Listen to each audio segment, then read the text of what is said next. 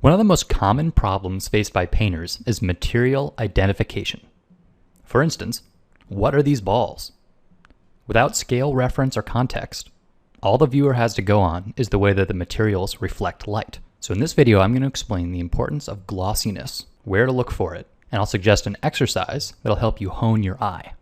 But as a quick reminder, if you look below the post, you'll find links for free brushes and worksheets, as well as in-depth premium series available in the Control Paint store. So if you guessed that these are both photos of ping pong balls, you'd be halfway right. I actually cheated a bit and hid one important component of the image on the left, so I'll now reveal it. There I edited out the glossy highlight, and in doing so, made it look very similar to the actual ping pong ball on the right. So this glossy or specular highlight can help you identify the proper surface.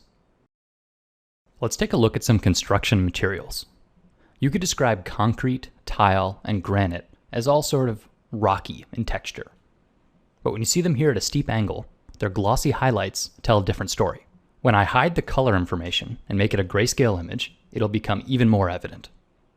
See how much sharper the glossy highlight is on those polished materials? Whereas the ceramic tile has a much softer transition from the highlight to the midtone. Also, notice how the polished concrete has sort of a medium scale rippling across the surface? Well, you can actually only see this detail where the glossy highlight describes it. So in that way, a glossy highlight is incredibly important to showing off the form. Because if all you could see of this polished concrete was the bottom third of the image, it would look rather flat. So let's take a quick look at the forces that are causing this variation. So the diagram I've drawn here is not drawn to scale.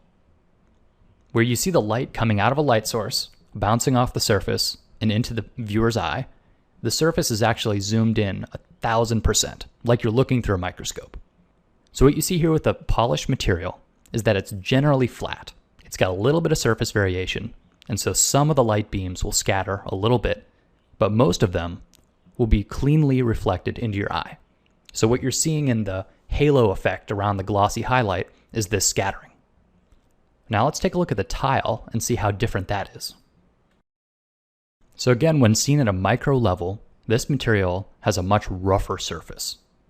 So you can see the same light sources hitting, but then scattering much more. Because at a micro level, there are thousands of small planes, each reflecting the light at a slightly different direction. So the result is the smoother fall off of the highlight, creating the soft, diffused specularity. So when it comes to painting, the characteristics of your glossy highlights can make a profound difference. So here I copied a simple gray ball 5 times, and then painted a different glossy highlight on each. So everything else about them is identical. But despite this, each indicates a different material, and your brain goes a long way to fill in the rest of the information. So when it comes to realistic surfaces, there's a lot more than simply painting glossy highlights, but it's a really great place to start. To practice this, try making your own sphere studies. So grab a variety of photo references of all sorts of different materials, from very flat to very shiny, make them black and white, and then on each sphere, simply try and reproduce the glossiness seen in each photo. So you don't have to worry about any of the rest of the texture, just the glossy highlight. So this sort of study is a fantastic way to analyze texture and to train your eye to see critically.